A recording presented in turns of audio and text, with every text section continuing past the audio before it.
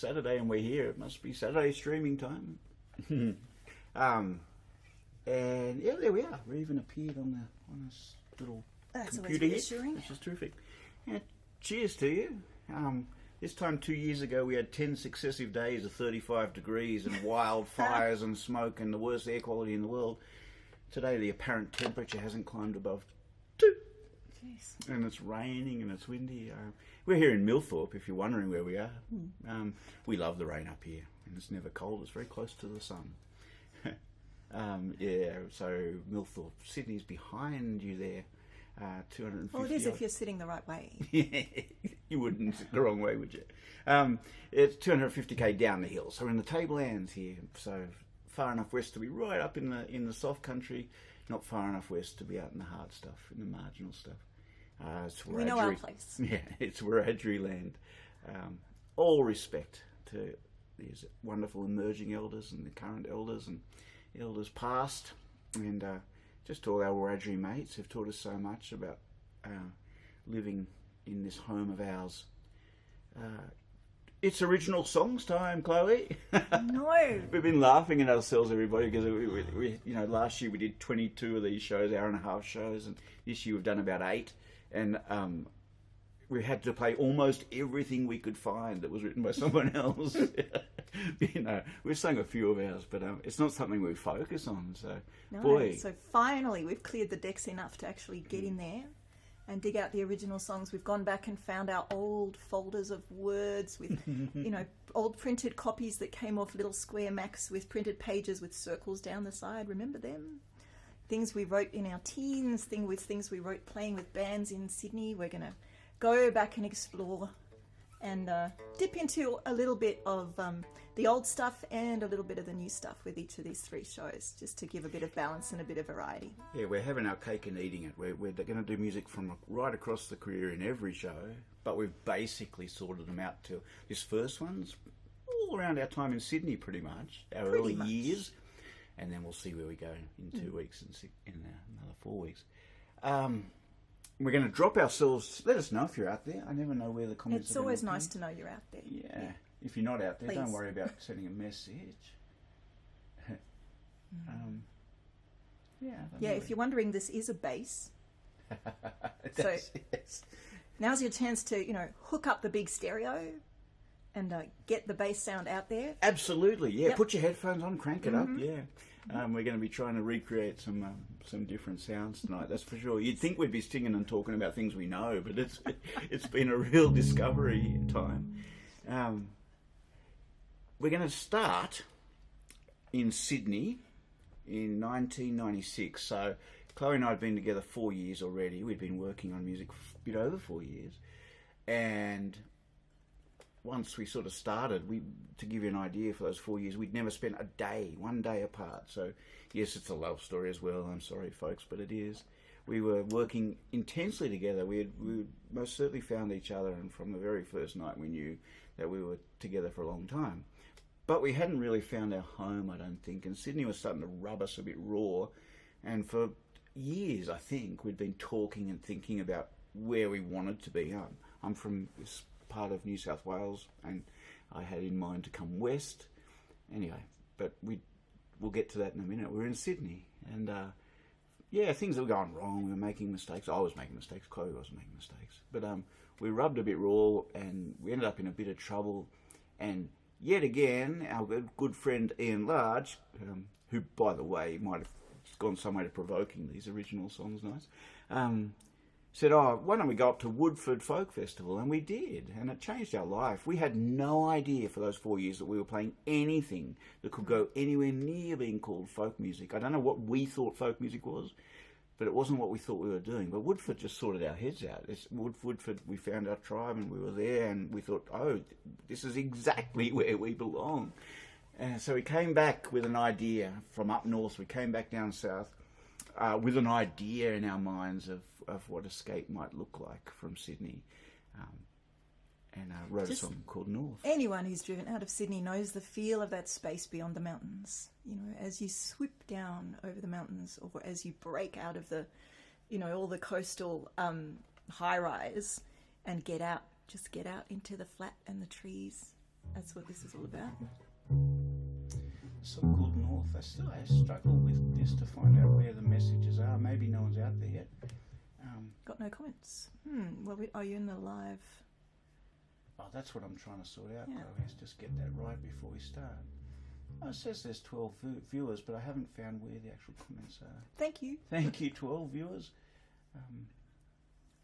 What I'll do, Chloe, if you want to just say something more, I'll also just put that link in. Do you want to explain to people? Well, way back. We're going back to a time when I didn't play a mandolin, and I was more likely to pick up a bass, actually, and in fact started off playing guitar. So I was more of a sort of strummer and finger picker guitar. I was probably a bit folky. I was certainly singing, you know.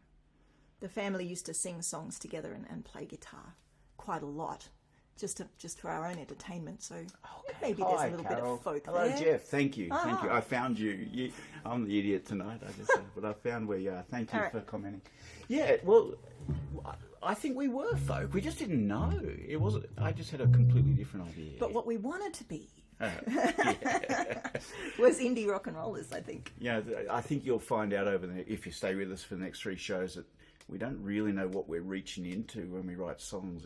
Some people know, they're pulling a lick from this album, or exactly where they've got stuff from, but it's always a bit of a mystery to us, to be honest. We call it fish tank. Fish tank, yeah. Have this idea that everything you ever hear goes into the fish tank, and when you're songwriting, you fish around in there and you pull things out, but they might have changed in the duration.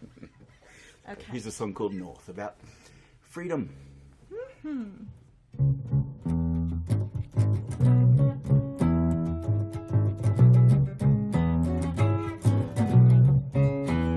Got this weight on my shoulders, like I'm 1,000 years old. All I've got in my pockets is what I've been told. There's more to this life than my memory can hold.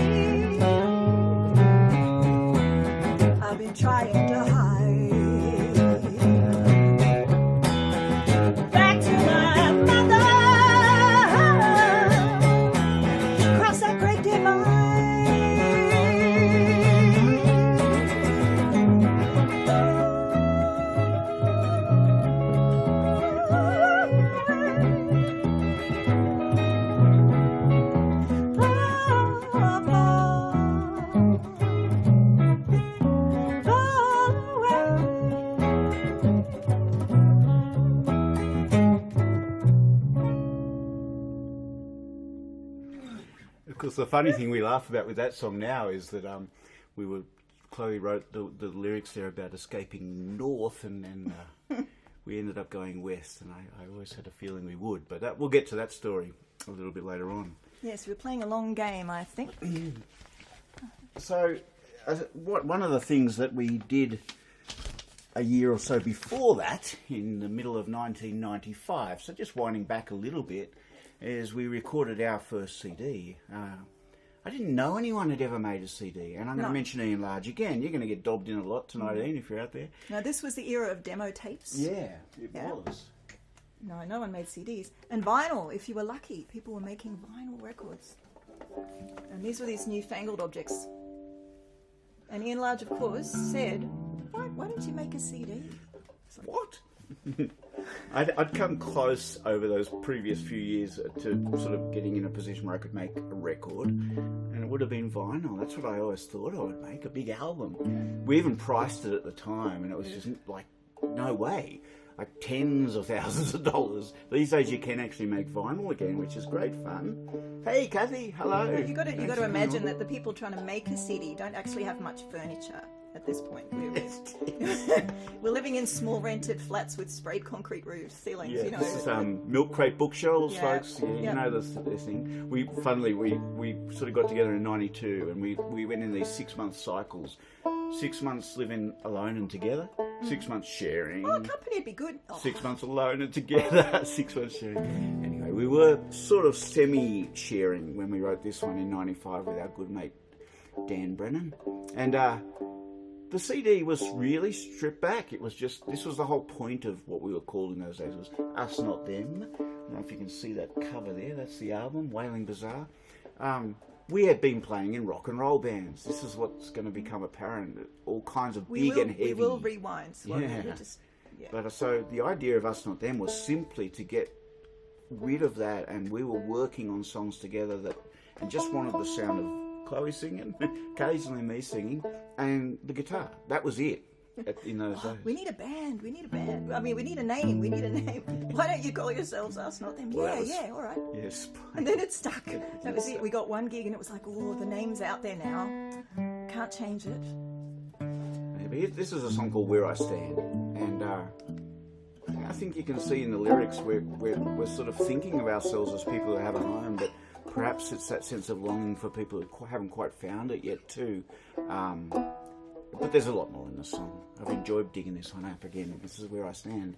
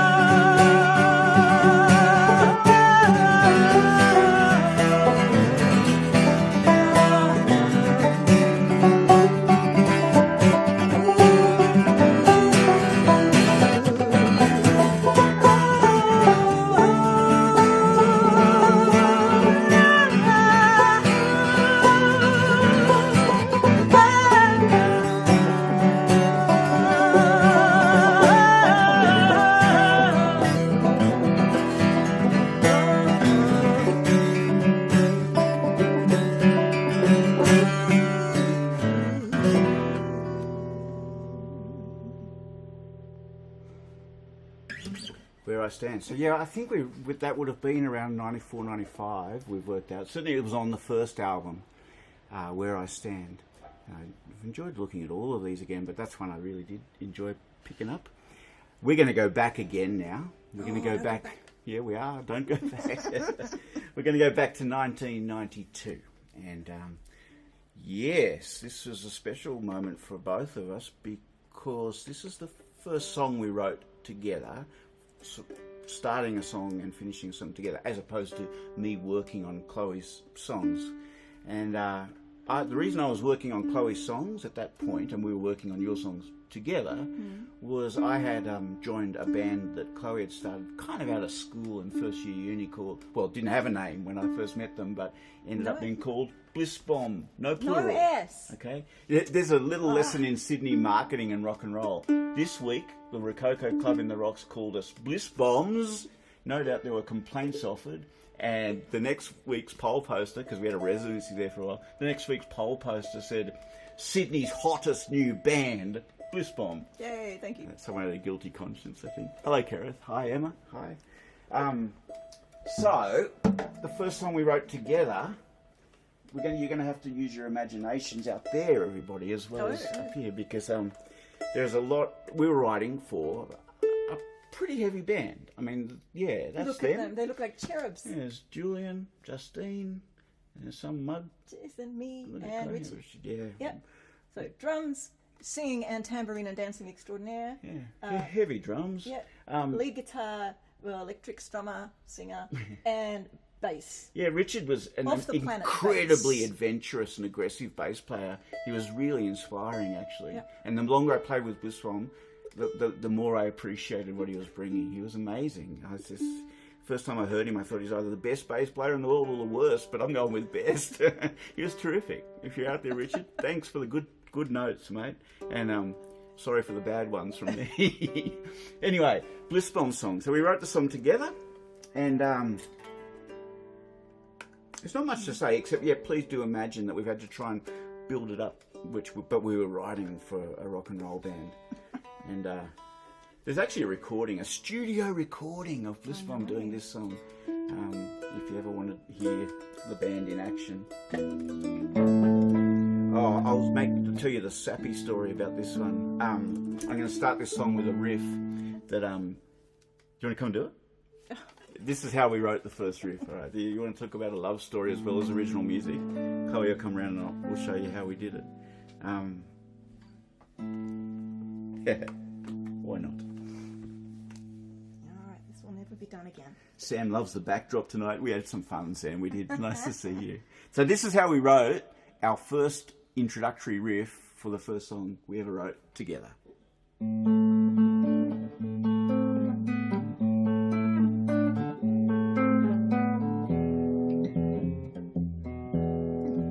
You get the idea?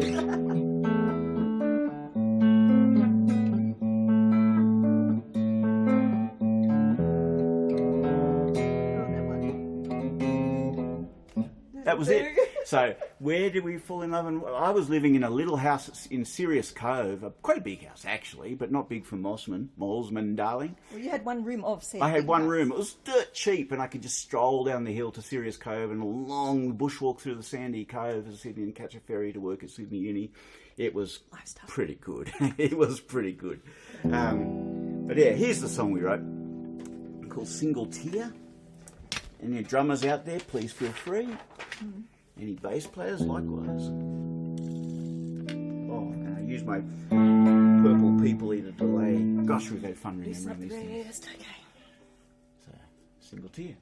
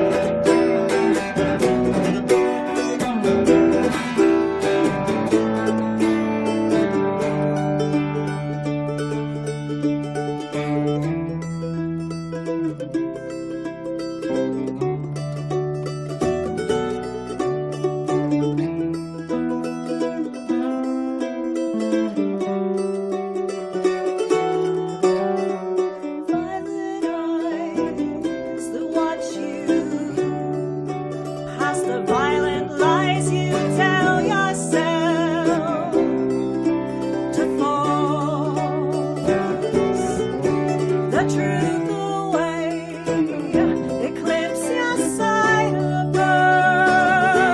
All that she could ever say, it should have been that way. Just once was all it took, just a single tale that made you look at you reaching past yourself for someone else, for her, for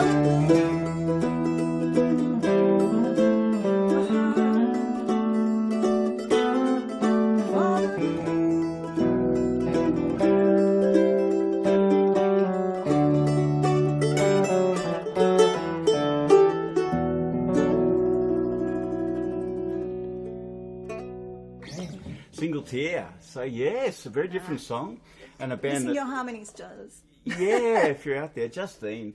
I guess the thing to say about Bliss Bomb, and they're going to get the story in little fragmentary pieces, but these two singers were extremely good and natural singers, but also very clever singers, and their voices sounded terrific together. So it was a band that was heavy in places, quite varietous, quite vicious in its own, in some of the songs. Quite a lot of songs about breakups. There was some angst, yeah. It was there was lots. It's a pop band in essence, With but a heavy one-word one. titles. Yeah, lots all of the one-word songs. titles. Yeah. But the thing that would sort of set Bliss Bomb apart was not only did I think the songs were just brilliant, like the best that were being written around Sydney in those days, in my opinion. I was fairly objective when I first met these guys.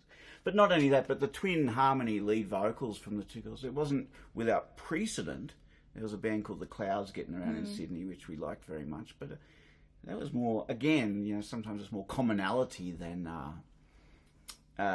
being influenced by, if you like. Yeah. Oh, I don't know. There was a bit of influence. Bit of both. There you go. We're going to find out a bit tonight too. Yeah. Hi Heather. Nice. Welcome.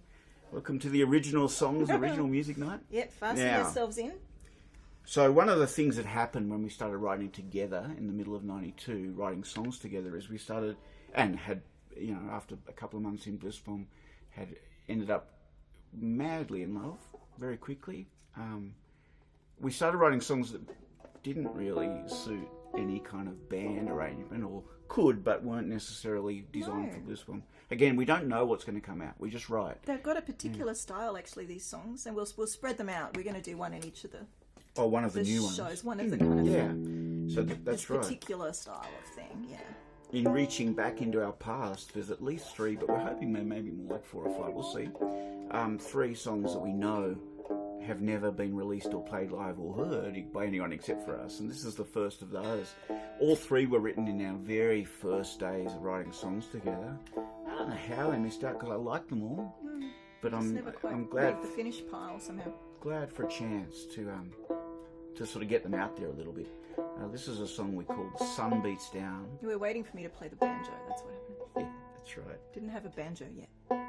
We wrote together so easily. I mean, this is the point. We were writing. We really did. There was one classic song where Jason he had something to play me and I had something to play him, and they fit together. So that was pretty spiffy. Yeah, if I may call we were reading the signs, I think. So this song, "Sun Beats Down," the other thing I'd say about it is it was written after we'd gone on our first couple of trips out west to Tottenham. I can feel and hear, and I think I remember conversations at the time that this is where, again, Chloe's words came from. You just got to imagine that big sky country, big, there was far horizon, the sort of bright blue of the day, and then the kind of, because I spent a lot of time in Tottenham, the nights were always orange to me from the yellow of the lights dust in the street and the orange yellow street lights. Yeah, so all of that's going on in this song. And I can hear, to me, in what I'm singing here, the novelty of it still, because I only moved to Australia when I was 11 from South Africa, and my family were real coastal dwellers. If we were going to go anywhere, it was the beach. So the holidays were at the beach. We'd go to Poole Beach. We'd go to these places, and I'd very seldom been over the mountains. Yeah. So that was all a bit of a revelation for me at that time. So Chloe coming from South Africa and me changing schools 17 times before landing up in Sydney. Like I say, we found each other, but you can feel this kind of inclination to be away from Sydney. sort of back to my home, but it was, all those things about moving away. We were still very much in the throes of the Sydney music scene. Oh yeah, that's so and friends and family, of course. I love Sydney, but it was starting to beat us up a bit, and I prefer Milford. Who owns the pub in Sydney now, anyway? How are we going with that tune? Okay. Sun beats down.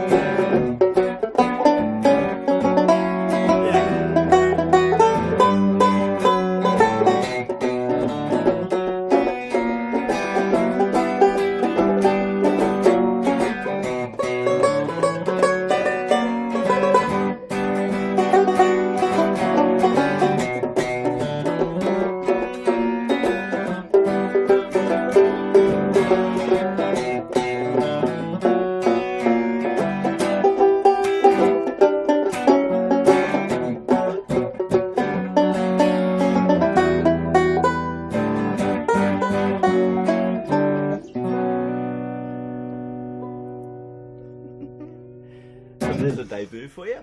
First time anyone's ever heard that Nice to song get that one apart out. from us, and I've really enjoyed it. It's funny. Songs take a while to find a home, I guess. And I said earlier, we've been laughing at ourselves having to do squillion hours of traditional work before we get this far to doing our own work. Still in Sydney, but this is the official story about how we met. Yep, we've been rewinding back to the point where we first met. So, All right. where were you? Where were you on that fateful evening? Yeah. I had lots of bands, and Chloe was in her first band with 3 years difference in our age, and I'd started a bit earlier in gigging in age. I've been gigging So since was I 85. 19? No, when we met? Yeah. Yeah. So you were, I guess, because it was the end of 91, 30 years ago in November. And one of my bandmates in a band called the Rainy Day Women, that's an early poster made by my such a good good friend poster. Sean Brennan. Isn't it cool? The Rainy Day Women was the name of our duo, which became a band. It says Hell, Heaven, and the Hobo Blues. Yeah, Very yeah. cool. Oh gosh, I enjoyed that band very much. We were pretty terrible. I mean, often, but sometimes we were good too. Good on you, Carol. Thanks, I'm glad you liked that one. Yeah, worthy of an outing for sure. So yes, one of my sort of later members of Rainy Day Women was a fella I met. I was working in Lane Cove, trying to earn enough money to support my music habit, and a fella came along who became a really good friend really quickly. I was a long way from the North Shore when I grew up, so I come in from the west slowly. Nan was in Blacktown and I headed in. And anyway, I finally met Cameron Love. And Cameron was an ultimate North Shore guy in a lot of ways. We were really different, but we got on so well. And he writes great songs and he writes great words, and I enjoyed his company very much. He's funny. So thanks, Cam. And he went overseas chasing Eve, who's Chloe's bigger sister. And eventually came back. We missed him. We wrote letters, and he was playing music over there, and we were playing music out here. But he came back, and he rang me up, and he said, "We've got to get together." So, where? And he said, "Do you know the Green Gate Hotel?" I knew it was on the highway. And is it Clara? Still called Clara? It's where the Green Gate is. So we met up there. We drank too many beers too quickly. And there was a lot of nostalgia going on. He'd been away for 18 months or maybe it was more. a long time. Yeah, 2 years in London. And so we said, "Oh, come on, this is great to see you, but we've got to play some music." I, in those days, was driving around a big old white panel van, a HQ van with no straight panels and a big rock and roll steer's head on the front of the car. Anyway, it was pretty notable. But I lived in that car. I didn't live anywhere else. Everything was in the car, so I was ready to play. Cameron said, "Well, I know where we can go." And I said, "Okay." He said, yeah, Eve's parents' house is just down the road. And, okay, that's an adventure, let's go. And I'd spoken to Eve on the phone, I'd never met her. Mm-mm. Anyway, we knocked on the door at 40 Cooler Avenue, Clara, East Clara, I suppose. East Clara. And the big black dog, Bella, opened the door. Well, that was the first thing I saw. And the next thing I saw was Chloe. And that was where we met. Anyway, so Jason really was friends with my older sister and her friends, and it was like, well, where you go, you can get to it. But we heard them playing music downstairs, and we wandered out for a sticky bit. I think it was Justine as well, wasn't it? Yeah, Justine and you were both there, probably because we'd probably been music. sitting upstairs writing songs together, which is what we were doing. Cameron and I probably, I don't remember this, but we'd probably come over and taken over the rehearsal space, and there's a nice room downstairs to play in. And Justine and Chloe were there, and Cameron and I were there. And we got in a jam, and I was very impressed, I got to say. I've made it clear already. I thought the songs were fantastic. They were both singing really well. And this was one of the songs they sang that night, which was... At this point, the band had no name, but the band that would be Blissbong. This was sort of... I guess you've got to call this one of the early hits, really. Yeah. So again, your imaginations, everybody. Drums. Chloe on a little red Stratocaster copy, rather than acoustic, but playing guitar. And... a song you wrote. When did you write this one, Chloe? I don't know how old I was when I wrote this, but it must have been. It was high school. Yeah. School. So 16, 17, something okay. like that. Yeah, I think. Anyway, showing signs of a social conscience, or sort of, a bit of an idea that the world was an unfair place, which I'm glad to see in retrospect. Yeah, again, it was funny to pull this song, strip it down, and then try and get it out. But this is the song I remember Chloe playing that night when we met in November 30 years ago, with Justine singing as well, and I thought it was terrific. Right. You sound confident, Chloe. Oh, yeah. You ready to go? 1, 2, 3, 4.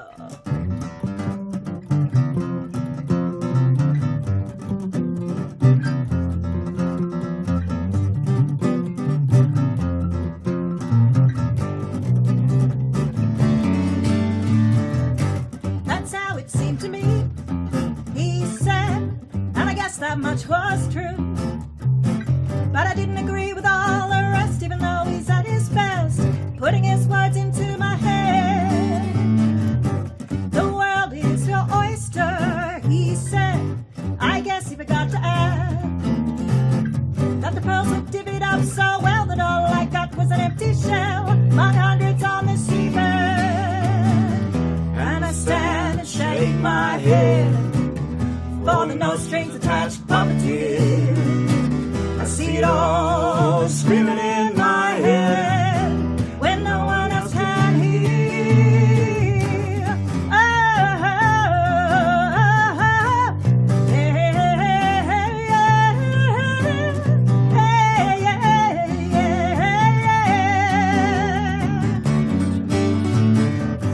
The tree stands for peace, he said, as he signed the final page. Watch the smile spread across his face, thinking of the future of the place. Uprooted, cleared, money in the hand. And I stand and shake my head for the no strings attached puppeteer. See it all screaming in my head when no one else can hear.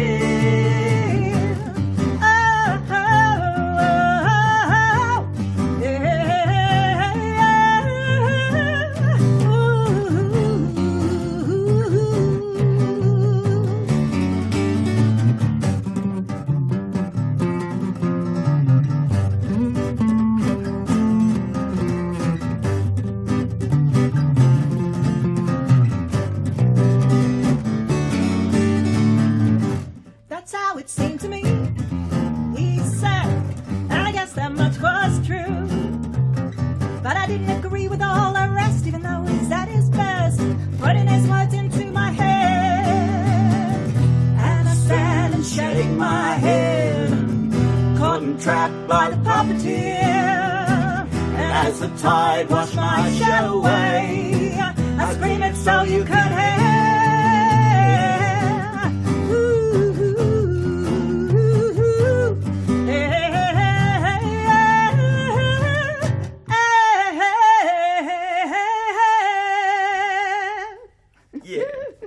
It's been so much fun. If you'd asked me before we tried to get that going whether we could play that again, I'd ask, probably not. I've so enjoyed it. These songs, you never, while they might sound a bit young, you sort of never write like that again, you know. No. And that took me right back 30 years. 30 years. Oh, it's nice work on the bass, Sam. Yeah, I didn't play bass in the band, but I did play bass quite a lot in other bands here and there. And it's nice to pull it out again. I play bass on some of our records and things. But I got to say, Richard Davis, I think that stuff was probably more or less what Richard was playing, and some of the other stuff I don't know. I just fudged along. So that was the song I remember Chloe and Justine singing and jamming along with them on that night. Chloe's going to play bass on this one. Speaking of fudging. Yeah, that's right. So we're going back to my school years. We thought in each of the 3 shows we'd do this. So we'd go back and sing one each that we didn't write together, though we have worked on them together, if you know what I mean. Now this would have been what Jason was playing at that time, probably, in that jam, along with some of Cameron's songs. So I wrote this just quietly on a drive to Sydney, driving far too fast in a car that wasn't mine. See, I didn't know. And I was only 15. You could get your license back then. You couldn't. You couldn't. I was an unlicensed crazy driver trying to get to Sydney. Anyway, you can see that I'm still living out west. I was in Forbes, and when I wrote this, and Tottenham, Forbes for school, Tottenham for home, And I think you can see that because of I've got this nostalgic feeling about going to Sydney as home, and that went away pretty quick. I wanted to go to Sydney badly at that age in my life. I didn't mind where we were, but I wanted to chase rock and roll, psychedelic superstardom, you know. So this is one of the... Yeah, this is a song I actually sent to... Frank Russell says, didn't Chloe play bass? Yeah, she's about to, Frank. She's about to as well. Long ago. Long ago. Yeah. We both had a shot at it. Yeah. So this is the song. Chloe remembers me singing that night. I don't remember singing it, but... And we would have sung along and sung harmonies, I dare say. Yeah, it was a jam, yeah. So it was an exciting meeting. It was. That was nothing, though. Jason agreed to come back again. Well, that's right. The story goes it was just a jam, but then Cameron was kind of managing you guys. Yep. Cameron Love, and he said they could use a decent demo tape. And so a lead player, actually. Well, that wasn't mentioned. We could really use a lead player. Joining the band was not mentioned. Not that I wasn't keen, but it wasn't brought up that night. But there was no question in my mind that I'd met some people that I liked very much, that I wanted to be friends with. You know, you get that feeling straight away sometimes. I'd like to see you again. That's great. And really excited about your music, but also could tell that you were kind of the machine at the middle of it. I think I could tell that much, yeah. Wow. Whether that was true. Anyway, we were very impressed with Jason. I mean, he appears in this white panel van beast with the skull on the front for starters. You know, big Westie haircut, looking very serious.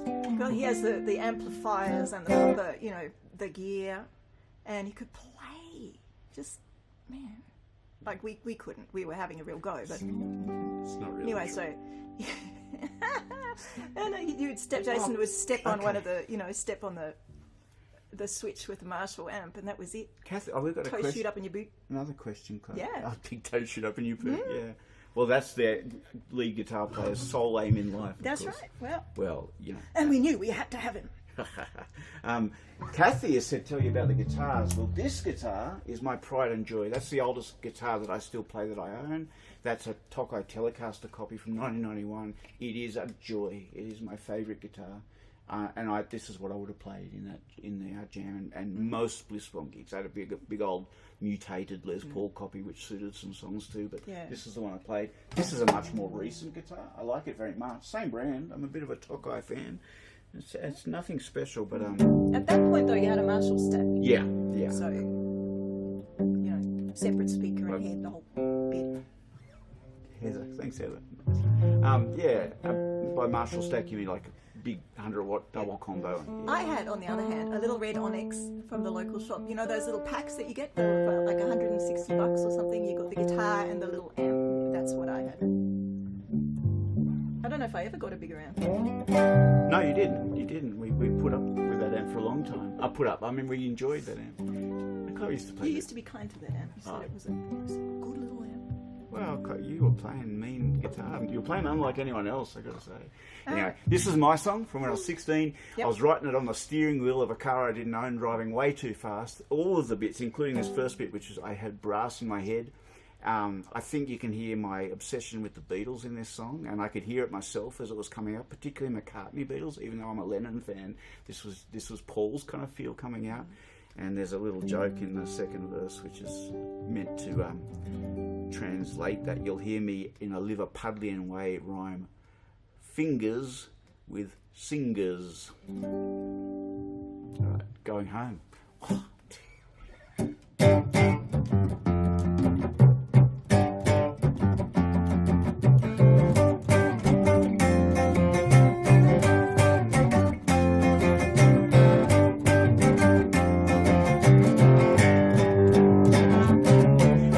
Sure could use some mojo, but Joe is moving much too slow. Yeah, there ain't no rockin' boogie playing on the radio. I said, move over, Joe, and let me get me behind the wheel. Yeah, sing with me now, we'll see if we can get that feel. I said, whoa, we're going home.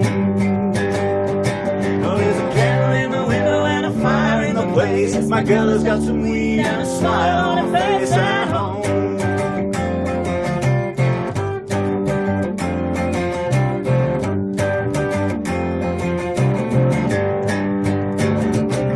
Now Jack is in the backseat, he's swaying to the backbeat low. He's an acapella rock and roll, he don't need your belly, no.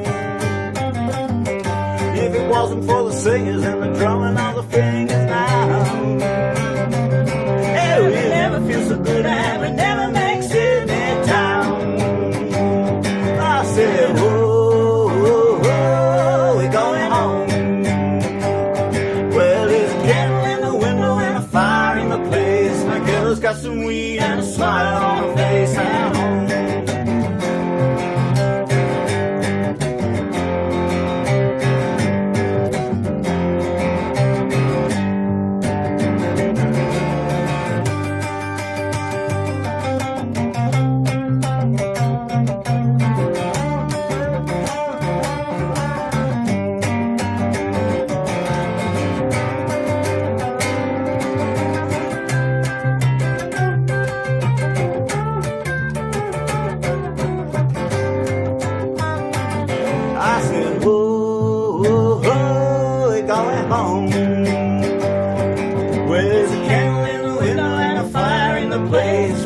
Got some weed and a smile on her face at home.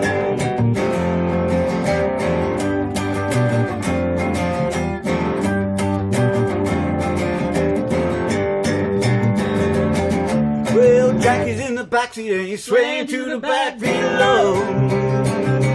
He's an acapella rock and roller, he don't need your belly, no. If it wasn't for the singers and the drumming on the fingers now, well, we never feel so good and we never make Sydney town. I said, whoa, whoa, whoa, we're going home. Well, there's a candle in the window and a fire in the place. My girl has got some weed and a smile on her face at home. Oh, we're going home. I'm going home.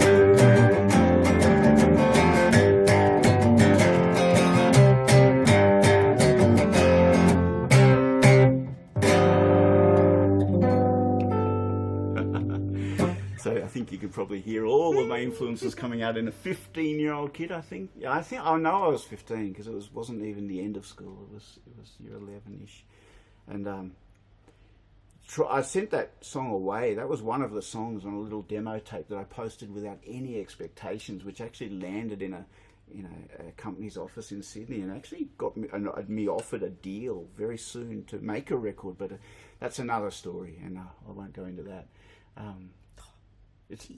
Well, it was simple. It was a demo tape made on a reel-to-reel recorder sitting in the shed at Dad's. I wrote a bit of a story about it. I'll just share it later, but it wasn't ever going to be for me, but it was exciting to have someone show interest, even if he was a wanker. So that's those are the two songs we remember from the night we met.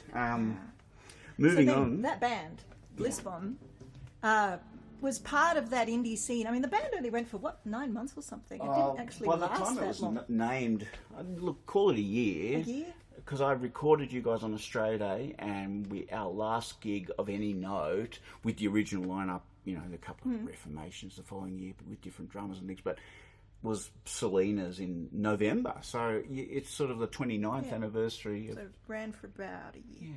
Yeah. Yep. It was a band of much variety. As I might have mentioned already, it was often sinister. It had a song called Sinister. It was vicious and it was melodic and it was a lot of fun to play with. It was visceral. A lot of the material was visceral. It was very, very sexy playing that stuff with Chloe. I've got to be frank about that. But there were other songs around, like this one. I remember you guys bringing this one down and thinking, okay, here's something else again. Completely different. And, so this is a very different style. I think Justine and I started off with bouncing words off each other. And then it got into, Richard pulled out a trumpet, and it turned into like a little job with the drums. And then, so having said I didn't play bass in Blissbomb, I used to grab Richard bass for this song. So I've been trying to sort of remember what I did. It's sort of in there, sort of. I shouldn't really be singing this one without just some harmony in it, but we'll give it a shot, just to give you the idea. For those people who were familiar with the Sydney scene in those days, our Sydney gigs, well, many different things would pop up, but the regular things were things like the Annandale, Lansdowne, Max's on Petersham, in Petersham on Parramatta Road there. I don't know if anyone remembers that place. The Evening Star, we used to call it the Evil Star. We played the Tom Tom Club in the Cross, Darlinghurst. Those were the kind of gigs that I'd been doing with some of my bands, and that was That's the gig. probably where we played the most of ours. Rococo was a residency for Blissbon. Every band in Sydney wanted a residency, so that was really, really good to just be able to play every week, you know, and develop that audience. Which did we develop an audience? Well, I think we did. You know, I mean, it's funny to think of it, but yeah, I think we did. Anyway, so this song used to be kind of, I don't know what you call this one, a light break in between some of the heavier stuff, and fun to play. The Hopetown, yes, the Hopetown, exactly. Absolutely, Kathy. We played the Hopetown once. I don't know that we did. Was it you? Duo. Oh. Yeah. So the Hopetown was interesting. It was a gig I always wanted to crack, but we were always not quite the right thing, or maybe it's just luck. But then when we actually formed the duo and started doing Us Not Them, that's when we cracked the Hopetown for a couple of gigs, which was terrific. You know, I've always wanted to play there. So some of the best gigs I've seen in my life in that little pub. So Selena's was kind of the biggest stage that we ended up on playing this kind of music. And good afternoon. Yeah.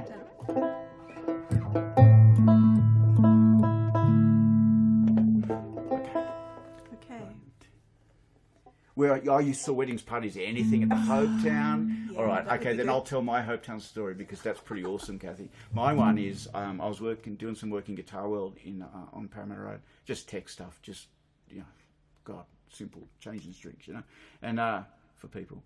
And I was lucky enough to get the secret word of one of those pop-up secret gigs. We call them pop-up now. I didn't then. It was just like, do you know what's happening tonight? And it was the Pose at the Hopetown with Shane McGowan out front destroying himself but not missing a beat or a note. It was great. It was the best gig I've seen. At the end of the night, he just kind of collapsed on the foldback and the band lugged him out with their gear, you know. But gosh, yeah, that's my Hopetown story. This is Velvet Afternoon.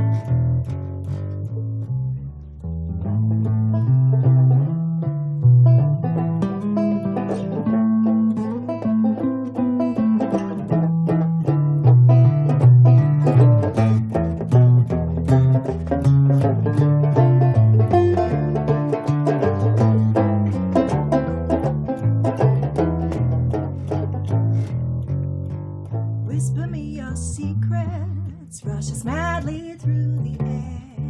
If you give me your support,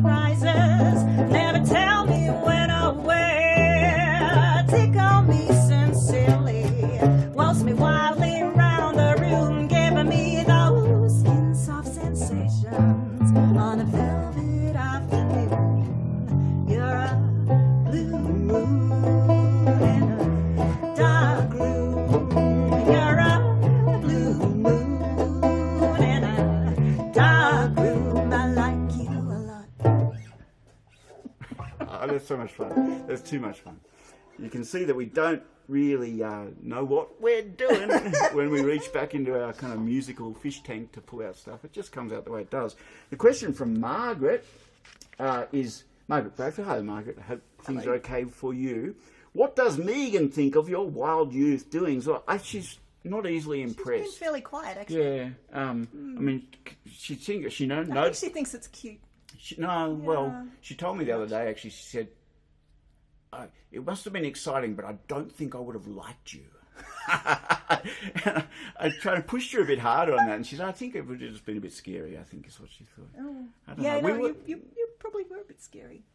I'm glad I didn't become a dad till later in life. I would have loved them every bit as much as I do now, but I wouldn't have been as good at it. Not that I'm good at it now, but well, thanks. But, you know, I'm better now than I would have been. Thanks for the question. Love the Orm shirt. Yeah, me too. Sam liked that song. I can hear flute on that. Can move the key. That real kind of 70s. Yep. All right. So now we're moving forward again to a song that we wrote when we were starting to travel. The common theme in these early years, we're talking about the first 4 years of being together. I'll say it again just because it still kind of surprises me, but it's an indication of how strongly we felt about each other. In those 4 years, we didn't spend one day apart, not one. And even when we finally did, it was a sad but necessary adventure to get us out of Sydney. That's another story. Can I give you that? You can. Thank you. So we're pubs. Pubs were a very big part. You know, our life fell into festivals and folk and Woodford and nationals and all kinds of wonderful things. But we started in pubs. Yeah, we didn't have any idea that we were playing anything that could be called folk music. I knew we were playing traditional music, like jamming in pubs. You play for hours, 6-7 hours. You don't play all original music.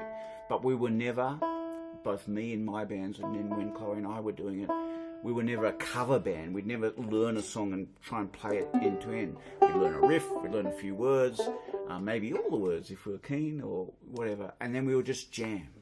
So luckily, you know, the greatest truism in rock and roll is the band is only as good as its drummer.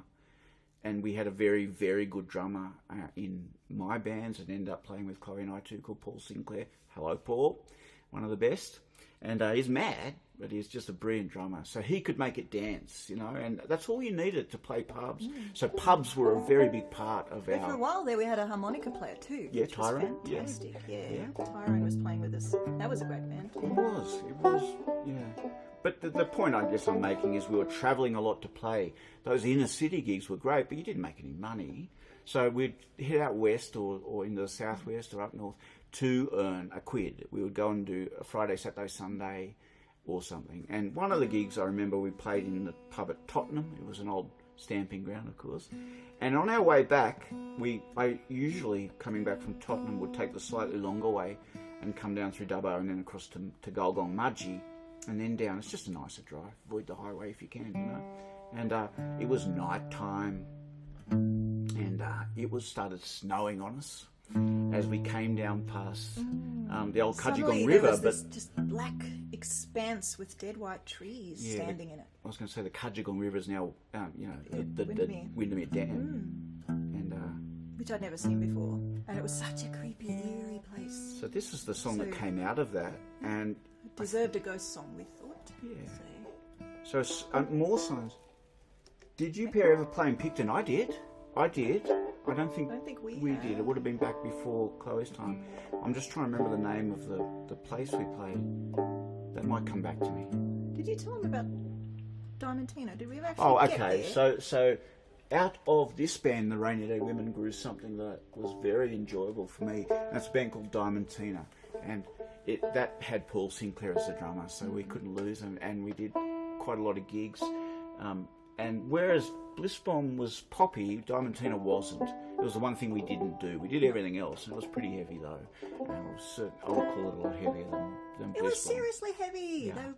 It was dueling guitars. Yeah, I was going to say on Max, 2 lead players, Dan and Jason, between them both, just full on. We had that Dan had an ironbark guitar. The Woolshed. Thank you for reminding me. It was the Woolshed playing rock and roll. I don't know how that worked out. Like Blissbomb had the 2 female singers. We kind of featured the 2 guitars, and you do meet musicians occasionally who you just there's almost a telepathy, you know, and that's certainly what happens with Chloe and I. But it was also true with Dan and I. But it was an edgy telepathy in the sense that we used to push each other really hard, you know. So the minute you were hearing something you'd played before, it'd be somewhere else, because that was you didn't do that. That was I suppose what you'd call big-eared music. You know, I was a big fan of the Grateful Dead, and a lot of my jamming came out of listening to Jerry Garcia play, applied to two guitars. But this is something completely different. Yeah, it's the last song off our first album, Wailing Bazaar, A Ghost Story. Okay. I'm drop tune for it. Oh, okay. Yeah, so if you've never been past Windermere Dam and looked at the dead trees in the water while it's snowing, hopefully this will paint a picture for you. No surprise that you end up writing road songs when you're travelling a lot and playing a lot.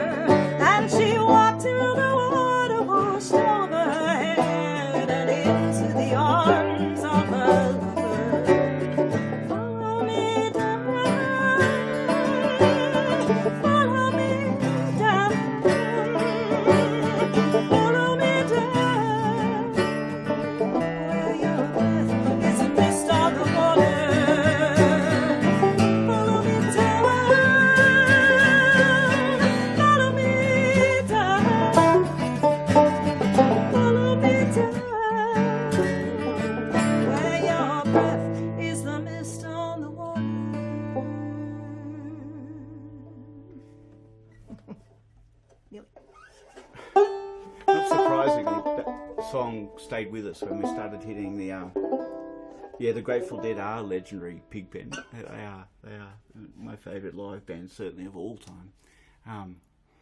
That song stayed with us. We were playing at our very first National Folk Festival. I remember playing it at Wombat and having Greg O'Leary from the Harvest Moon Band playing fiddle on it and breaking our hearts. And then we were so excited. These guys, Greg and Alan, and they must probably... Was there anyone else out there? Yeah, we were on the veranda of the pub, so there was a session. So they were playing their songs, and they're amazing. And so we were listening and in rapt attention, and they finally said, you should play something. And so we did. We played that. We played Wide Underwater, and Greg joined in. Oh, and he played the most amazing fiddle lines, just extraordinary. And we were gobsmacked. We finished singing the song, and we were really excited. And Alan looks over and says, "Yep, that's Greg. He plays well in the bullshit style." So we learned a lot that day. Yeah. Our big camera's gone blank. Just see if I can turn it on again.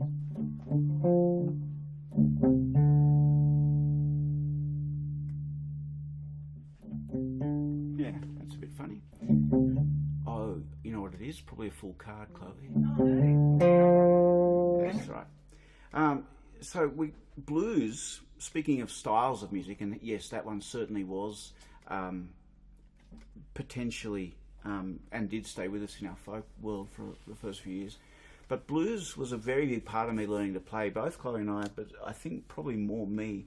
I just made it up. I didn't have any lessons for the first couple of years, and it was just listening to records and playing. And blues was like the lingua franca, learning to play in Western and Central New South Wales. It was what everyone could play. So you would get together, and that's what you would play, with the 12 bars and blues. And then I remember I was about 15, and I saw a scratchy old hazy version of the band's movie, The Last Waltz. And I knew some of the people in it. I didn't know many of the people in it.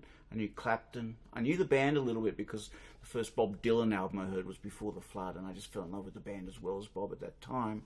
But this was about a year later. I was like, the band. But they've got all these guest stars. Don't know, Joni Mitchell. Why wasn't I in for a shot?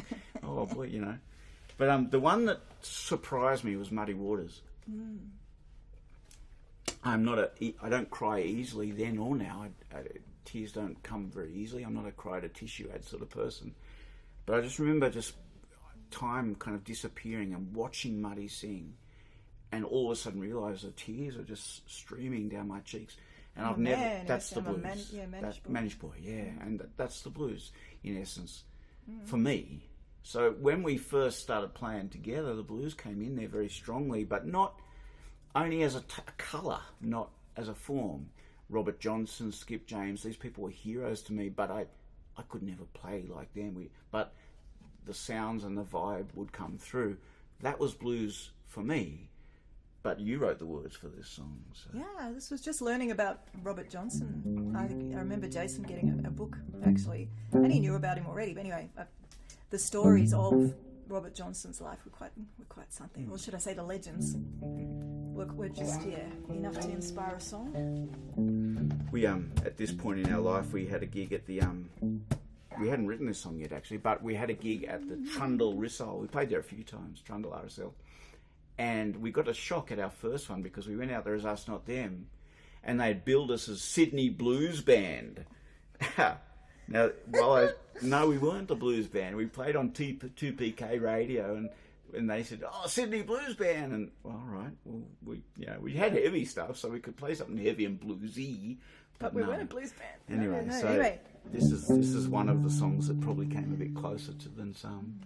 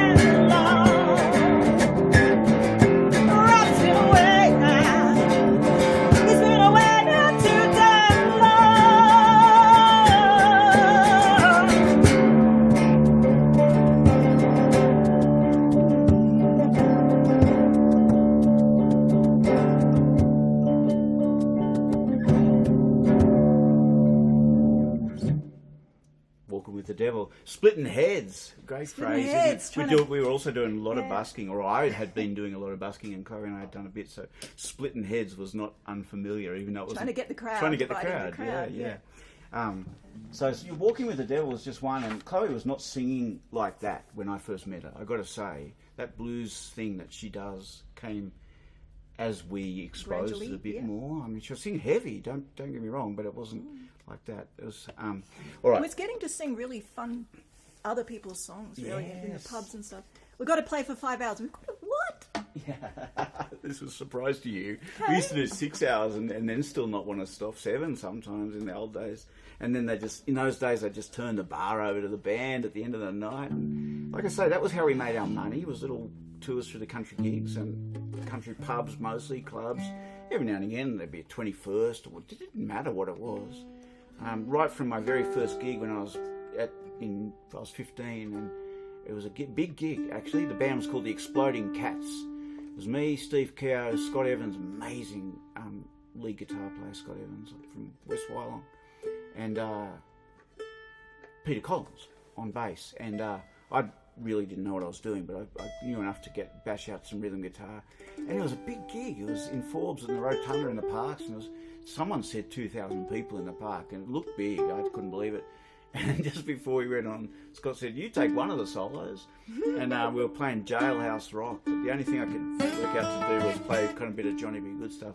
But it kind of worked. And look, the theory for us in music has always been and remains, say yes. Just say yes. As Dave DeSandy would say, take a big bite and chew like hell. Yeah, that's right. Thanks, Pig Ben. Nice blues tune. Yeah. I had great fun pulling out. Look, so Trundle RSL, moving the story along a bit, had advertised us as Sydney Blues Band. But by this stage, we were starting to actively seek out traditional Australian music. I was surrounded by it as a kid, both live sometimes and on record. So I knew what we were doing. I'd always had Rybuck Shearer and Streets of Forbes in the big, monstrous rock and roll band riffs and gigs. There was just something that would come out as you worked between Brand New Cadillac and Hey Joe and whatever else we were doing. And the original work, of course, which was always Pride of Place. So Sydney Blues Band plays at Trundle RSL. And it was a nice gig, but the best part of that gig was meeting the Kurtz family from Mudgee. They were a bunch of them there. And I knew who the Kurtzes were because I'd had the only book I'd bought of Australian traditional work was probably the best book, and it's John Meredith's Folk Songs of Australia, Volume 2. I loved it, and if anything elbowed me into playing traditional Australian music, it's that book because of the stories. And so I knew who the Kurtzes were, and I remember them coming up in the first break or second. One of them came over and said, "Blues band?" And I said, we come from Mudgee, blah, blah. And then when they told us who they were, I knew, and I could name a couple of their family songs. And that brings us to where we ended up, which is writing music in the tradition for other people's words. And we'll do a couple of those now. This is one of the very first things we ever set to music. Another thing I loved about traditional music, related to the fact that these stories, every piece came with these stories and context, was that you didn't have, when you're writing songs, you're not talking about yourself a bit, even if you don't want to, which is what we're doing at the moment. But generally you don't want to, so it gives you great stories to tell. This poem, we loved it, and we set it to music. And we wanted to figure out who wrote it. And Ian Large found it in a very old, very ancient book. He said and it was great. He said, "You want a name? This is a name. It's by James Hebblethwaite," which is perfect. If you're going to go looking for a name for a long time. Is Margaret saying, Alan and I laughing about the funny names of bands. The Exploding Cats. I love that. It's still the best band name I've ever had. Funny? Not for the cat. No, I was going to keep the name, actually. Stuff. I was absolutely going to keep the name when I raced off to Sydney chasing psychedelic rock and roll superstardom and bright lights or whatever. That worked well. But I was going to keep the name. And I got to Sydney and I found out there was already a band called the Exploding White Mice. And not for the first time, I had to give up a great band name because someone kind of got there first. Yeah. I still reckon yours sounds better. Yours, as the kind of oral joke, is better. Exploding Cats. Yeah, it's better than. So, a song I can't imagine the Exploding Cats doing, but one of the very first pieces of other people's poetry that we set to music.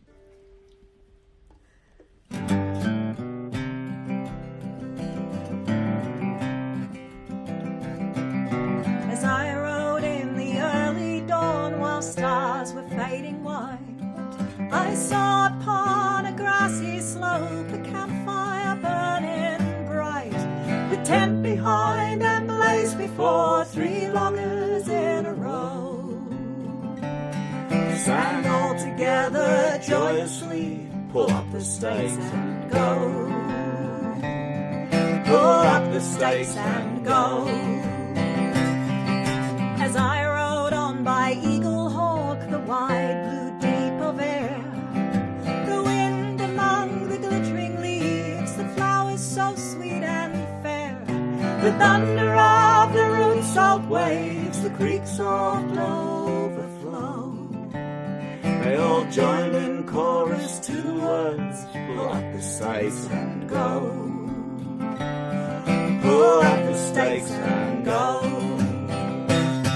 Nearby the tent, by forest skirt, by odour of the earth, by sight and scent of morning smoke, by evening campfire mirth, by deep sea call and foaming greens, by new stars gleam and glow, by summer trails in antique lands, pull up the stakes and go. Pull up the stakes and go.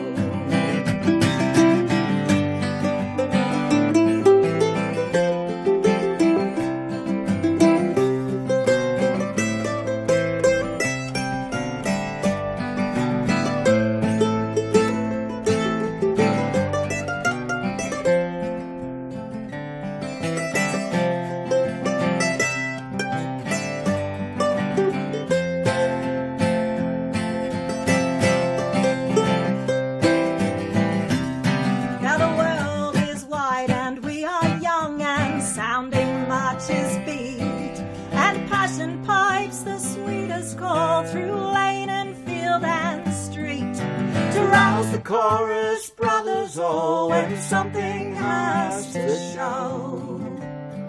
When death comes round and strikes our tent, pull up the stakes and go. Pull up the stakes and go.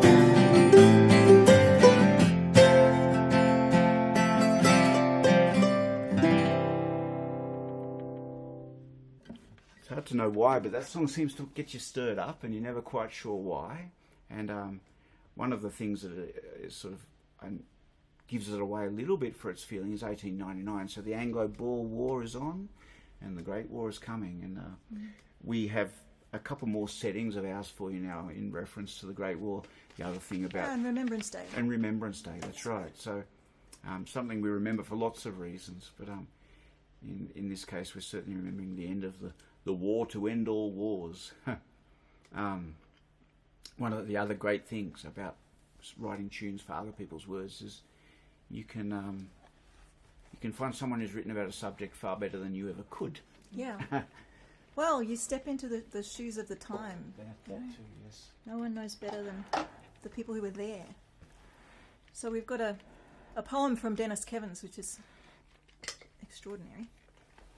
I'll let Jason introduce that one. But after that, we have A Returned Soldier's Lament, which was written by a young woman, Mary Edgerly.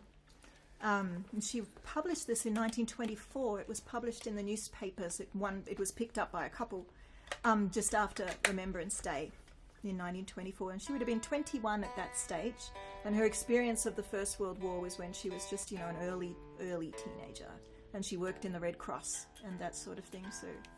this was the poem she wrote. Yeah, I like the fact that Mary wrote this song when she was 21, and lots of the songs we're singing at the moment we wrote when we were 21. So of an age. Gives us a real different kind life. kind of back in time idea about how old she was when she wrote this. Denis Kevans' piece, you'll be familiar with Peter Lawler, who led the charge at Eureka, one of the men who survived, although one of his arms didn't. And Peter Lawler went on to become a member of the Victorian Parliament and do good things. But this isn't about Peter Lawler, this is about his grandson. Denis Kevans wrote this piece when he found out a particular part of the history of Gallipoli.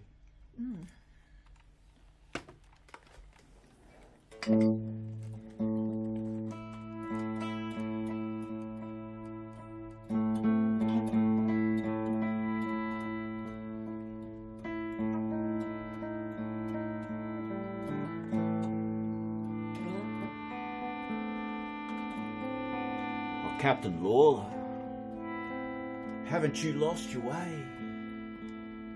Oh, what are you doing here? 400 yards from the peak of Channel Bear. Peter Lawler's sword by your side, your grandfather's pride. But what are you doing here?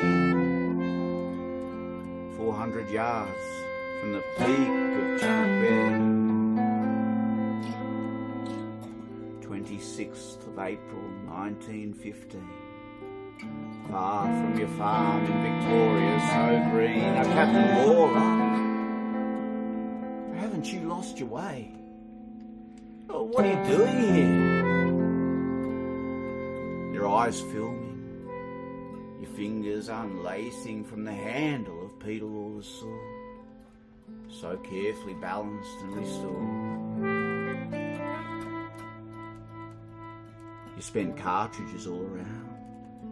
Your foremates lying without a sound. The Captain Lawler. Oh, what are you doing here?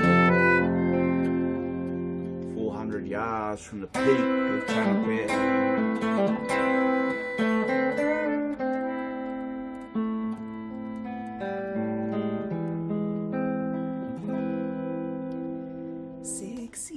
Today, since last the guns took their red toll on Flanders soil. 6 years since brute in human form, tall spire and meadow did despoil. And 6 years dead, the war's red light. Yet still I hear the guns at night. 9 years today he said goodbye, with jesting word from heavy heart, and smiling lips that hid the pain, and hands that clung, then fell. 9 years today we laughed at fate, but still I hear him at the gate.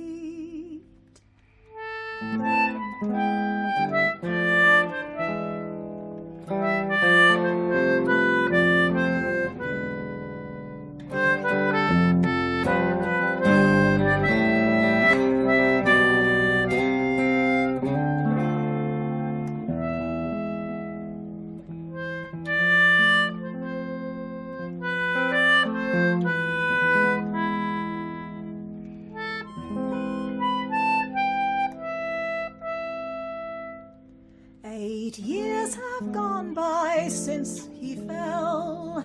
They say he dropped in no man's land, in onward rush, intent to kill, a soldier's weapon in his hand. 8 years ago I lost my all, but all my life I'll see him fall.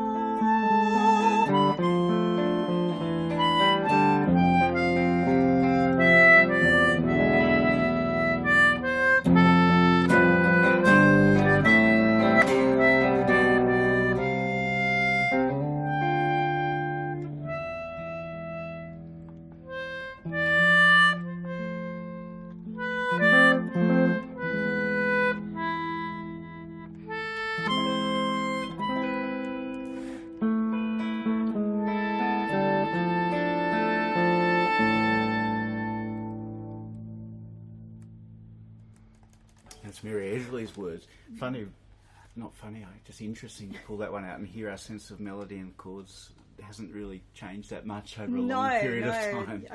The melody is very similar to ones we were writing. It sure is. Yeah, 30 years ago. That we wanted to try and mention as part of these three shows people who've been particularly supportive of our music, because it seems right when we're talking all about our own settings and things to and remembering our history. And Chloe's dad was number one. He was the great supporter of what we did. not so much like a fan, no, super critical at times. Yeah. You knew what he wanted it to sound like, and we were pretty stubborn and hard to get along with in terms of what we wanted to play. The good thing was that he and Mum took the time to get to know what we were doing. They came and looked after the kids for us and came to the festivals with us, and we started to be able to have real conversations about how the sets were built and what we should play at these different places. And he took a real interest, and he had some favourite poems. This was one of them. So Henry Lawson's poem about the society of pubs. Yeah, it is the place we were playing in those days. Not doing the folk gigs or the festivals that we ended up doing from sort of 97 onwards. Apart from that one trip to Woodford in 95-6. So pubs were a big part of it, and Chloe's dad liked a beer and enjoyed going into pubs. I remember being in Oxford in England once with Brian, and we split up. We were in Oxford, just touristing really. Touristing, yes. Mum and I went in one direction, didn't we? Yeah, and Brian and I headed off and thought, it's pretty much beer time, isn't it? And it is. And we did. Well, where's the local pub in Oxford? We'll just walk till we find one. So we did. We walked around the street. There weren't many actually. And then we found one. Oh, beauty! We're getting thirsty by this point. The idea of the beer had been there for a good 20 minutes or something, enough time to get the tongue hanging out. And we walked into the pub and we went up and he said, "What do you want?" And I said, "Guinness, look." And there was Guinness on tap, and we said a Guinness. And when you walk into a pub, there's always a sense of what is the atmosphere, but don't look around too much. That sort of vibe. You walk in, sense what kind of pub it is, don't look around too much. And all of a sudden, I got this sort of prickly feeling on the back of my neck that we were in an interesting pub, and Brian and I had picked Oxford's gay pub to go and have our beer, and it was fun. It was great, but it was a moment when we walked in where we thought, yeah, okay. Yeah, I'm sure the difference in age didn't cause a fuss. Not at all, no. So, and this was Brian's favourite piece of poetry from Henry Lawson. He was a Henry Lawson tragic like I am and like Chloe is, and this is one we set to music. It's talking about writing music. And we borrowed largely from the Moon and Flat set tune and then added some bits. That's right. Yeah. And Brian passed away on Remembrance Day 2017. So Remembrance Day is a big deal for us in this house.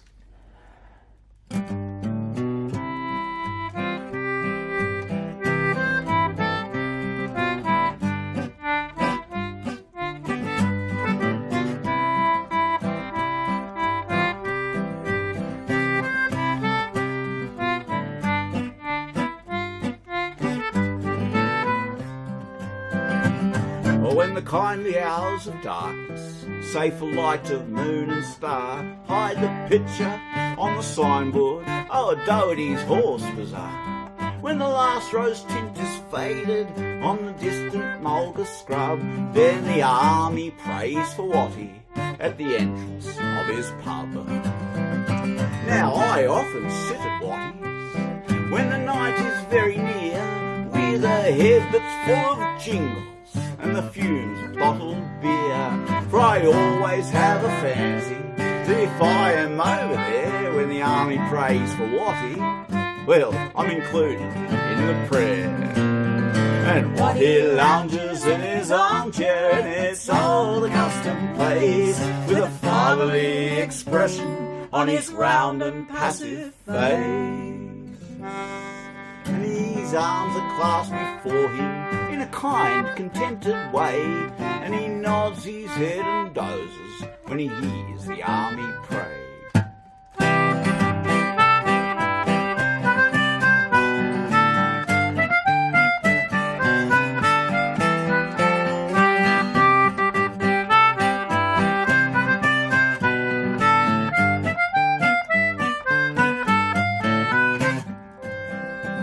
And I wonder, does he ponder on the distant years and dim, or his chances over yonder when the army prays for him? Has he not a fear connected with that warm place down below, where according to the good Christians all the publicans should go?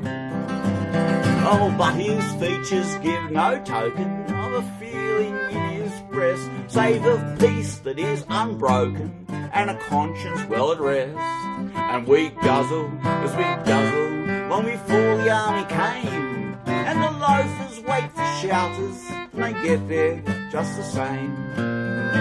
It would take a lot of praying, lots of thumping on the drum, to prepare our sinful, straying, erring souls for kingdom come. Oh, but I love my fellow sinners, and I hope upon the whole that the army gets a hearing when it prays for Watty's soul.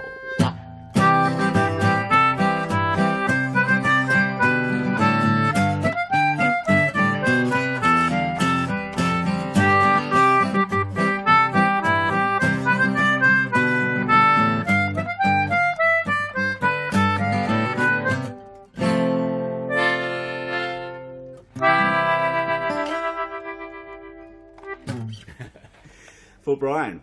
And the last of our settings we'll do tonight, we'll throw a couple of settings where we've written the music and not the words into each of the 3 shows, because that's what we do. It's what we do, yeah. I write music as well as write songs, if you like. And this one is a piece that comes from a poem by one of my very favourite Australian poets, which means one of my favourite poets, Jack Sorensen. His story is incredible. He was a state welterweight champion boxer in Western Australia. He was a shearer and a journalist. He explained how he combined boxing and being a poet. He said, "In the shearing sheds, I had to learn to fight to establish my right to compose verse." One of my favourite lines about writing poetry in Australia. I've got a poem. I've got a poem. What? Anyone going to stop me? Yeah, that's right. Anyway, the thematic link here is that this is one of the very first pieces we ever set to music, like The Wanderers was, and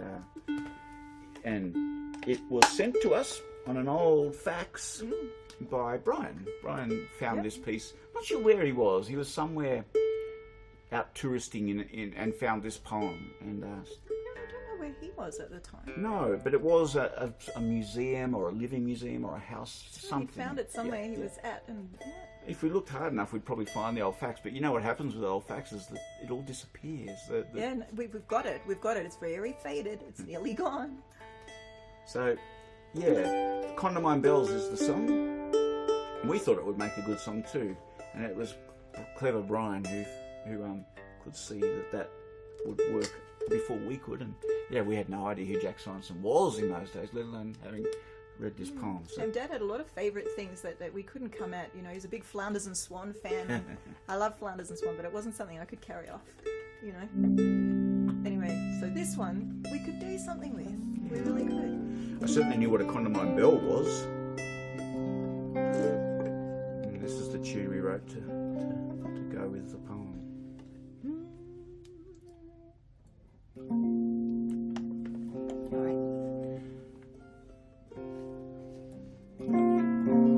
Sorry. Oh,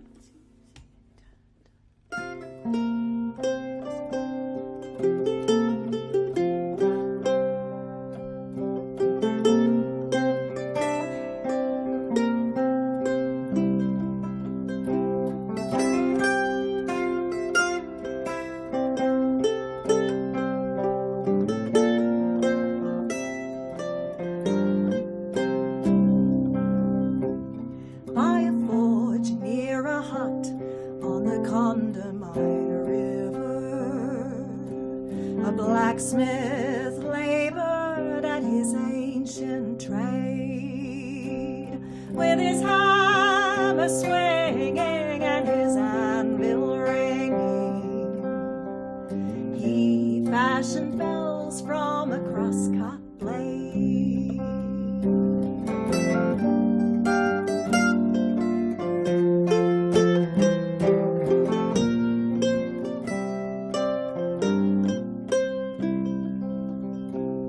And while he toiled by the Condamine River,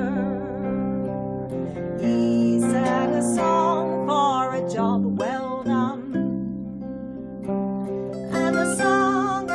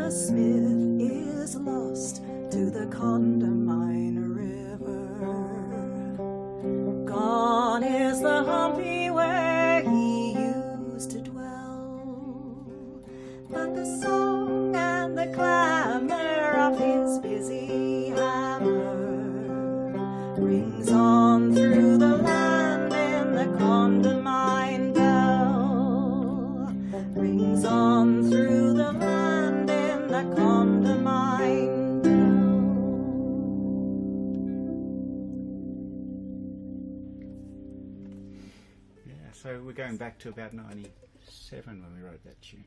It's nice to pull it out. I like it on that. Yeah, it's nice on the reed guitar for a change. So back to our songs to finish tonight. We to explain, this is celebrating 30 years of writing music together as of this November. Songs we've written. We're going to try and play pieces on each of the 3 shows from all of our career, because that's the most interesting thing for us, and I hope for you too. But we are splitting the story up, and for this show we're very much staying in Sydney, where we spent our first 4 years together, playing in the indie Sydney scene, but also trying to make a quid playing country pubs. And Chloe hadn't spent much time in little towns. No, it was a bit of a revelation to me. So I missed all the primary school history when I came to Australia. I got a bit of the modern history about the country party and that sort of stuff when I hit high school. But I didn't really know that much just about, Australia outside of Sydney. And I was really struck by finding these stories of these small towns and these shrinking towns, and towns which, in the case of places like Sofala, the gold mining towns, they'd been huge, they'd sprung up and they were massive. And I was really struck by that idea. And you would drive into these towns and see the numbers saying how many people were there now. And sometimes you could tell, people had left so fast, they'd never bothered taking down the last few, on the sign. So as there's 17 changes of schools, I might have mentioned. Most of You're those, a bit more familiar with all this. most of those schools were in small towns or on farms. I was almost always on farms, except for a couple of stints in Western Sydney, but it was moving quickly a lot. And one of my small towns that I lived near was a town called Cullumbullen, Henry Lawson country, north of Lithgow. I actually went to school in Portland, but the farm we were living on was closer to Cullumbullen. So Cullumbullen was the home of, and indeed Portland now is, I think, the home of Eden MacKenzie, the local musician. And Eden wrote a tune that we used to introduce this song. So good on you, Eden.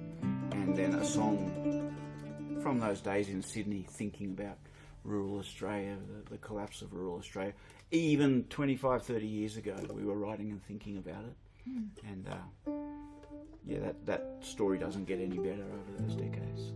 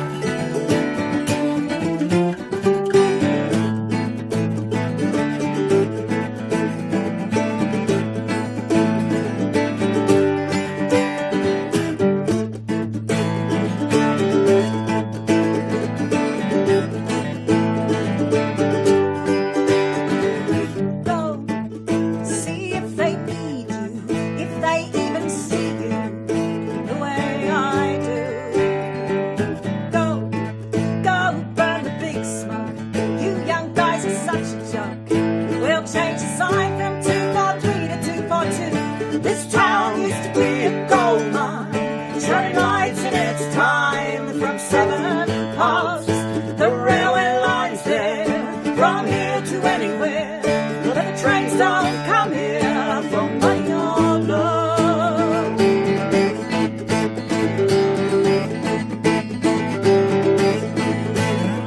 In the old days, they pushed the frontiers just to get here and make a life. Either go, get yourself a label, join the rat race, raise your size.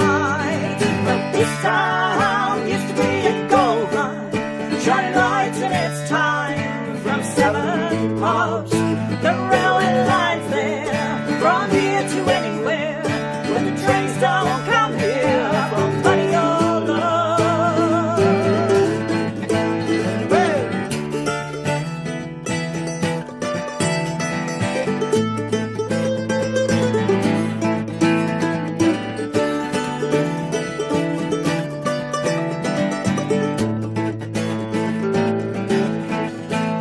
And for everyone that leaves, one less job tomorrow. And for everyone that leaves, 2 more will follow. And for everyone that leaves, one less job tomorrow. And for everyone that leaves, 2 more will follow.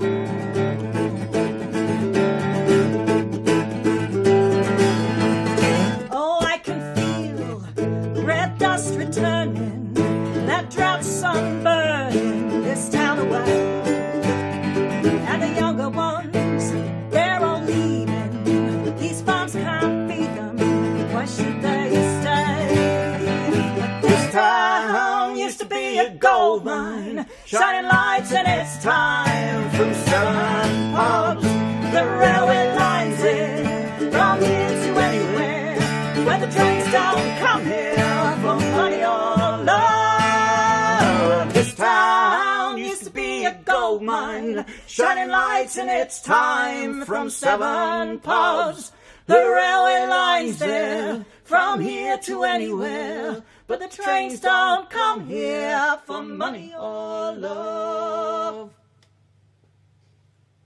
So that one was certainly in the very last days of living in Sydney.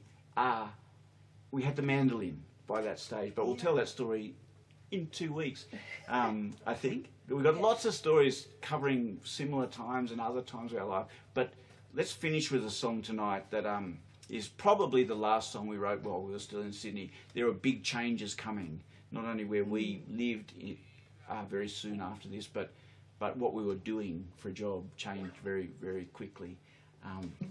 The hint, of course, is that we discovered Woodford, thank you Ian Large, in 95-6, and we found our people. And it just took a little while to work out that was folk music and where that would suit.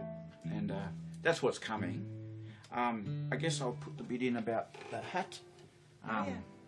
He has 2 hats. Yeah, this is the hat that if you want to, you can throw some money in, virtually speaking. They're free shows, of course, but donations, thank you to those who've already donated, but they're really very much appreciated. Without putting a sob story on, I think this is the hardest point of the COVID time for us. Everyone has different times where it's been hard. This is about as hard as it gets for us. There's some little lights shining in next year, but just at the moment, it's pretty tight. But thanks for coming. That's the main thing. Don't feel like it's a sob story, I know, but don't feel obliged. If you do want to chip in, there's a link on the website. It's a PayPal thing, but credit cards will work. They will. I'm sorry, PayPal does want all your details, or the button doesn't work. So fill the whole thing in, and your credit card will work. You just click on the same button. Yeah. So this song. Right, so this beautiful song. I love this song. I'm not sure. This is from many things. This idea that there's a community, there's a local community. You know, in the pubs are always full of people rocking on the weekend, but during the week that pub belongs to the regulars. It belongs to the same faces, the people who are there And I think some of those stories are probably pretty hard. You used to talk about the pub as being the office, you know. And, that's true. In Tottenham, it was the office. Yeah, that's where you lots of hear other about places. where the work was. Yeah. Part of living a life as a professional musician, gigging all the time, is you are always surrounded by people partying or celebrating or dancing, and that's if we ever look like we're having too much fun on this planet, that's kind of why. It's because we're surrounded by people like yourselves having a good time, and but sometimes you end up in a pub on a Tuesday night, and there's 3 people in there, and that's where this song comes from. Yeah, thanks for coming, folks. Even though it took us a long time to get there, I'm really pleased. I haven't swayed the sets. We've just picked out what made sense to play first. We've got lots to come. I mean, yeah. I'm even thinking there's a huge list. Yeah, there could be a 4th show in the new year. But in the meantime, we'll do these 3. See how shameless we get. Yeah, that's right. It's been lovely to have your company tonight. Thanks.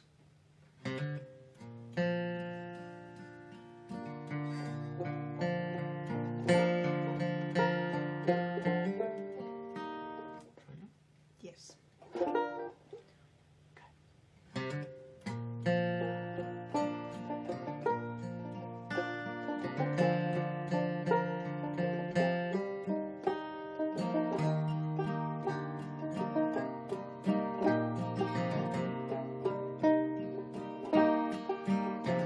They're strewn across the tables like debris from a flood.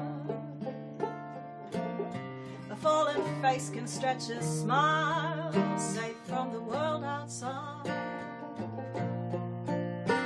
In here the idea is real, though she didn't understand why you had to break her heart to be a man. You gotta live true to how you're made, and these are the choices that you make. And if she didn't stick with you, maybe that was her mistake. And if we can't count on anything, let's laugh until we cry. Just forget about tomorrow. Forget all our reasons why. So let's drink to the ones that we've loved, that we've lost. Drink to the friends that could not stand the cost. Don't you tell me you're hollow, you're still on your feet, and despite your sad stories, life is still sweet.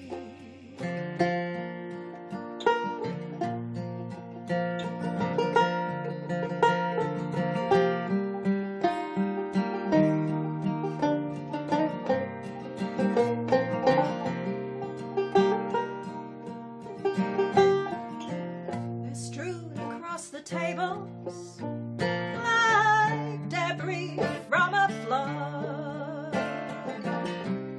A brotherhood of beer to cleanse the ravishes of blood. And there's peace behind these walls, with a cold glass in your hand. Any regular in here, they're sure to understand how you gotta live true to how you're made.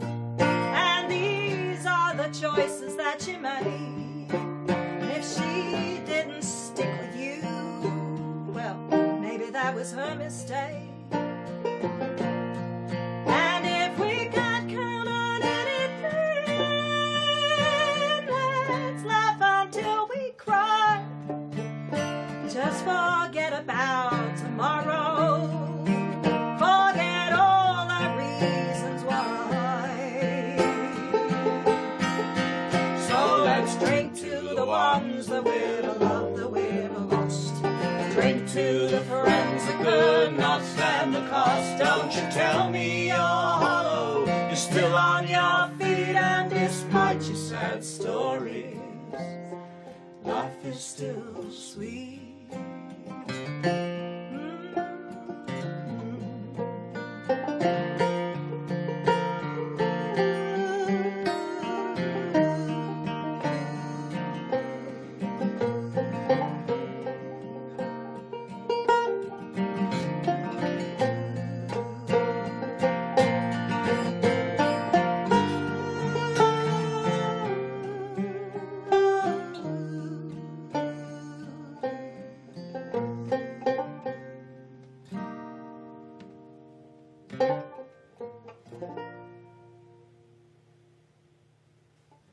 Let's drink a toast. Thanks for coming, everybody. And in 2 weeks, we can promise completely different songs, completely different stories, and we'll follow the tale a little bit on to what we were doing after Sydney. But generally, you've got the idea. All different stories, all different songs. Some of you were probably there. Yeah, we're going to start telling stories about people who were there too. Mind you, there could even be now.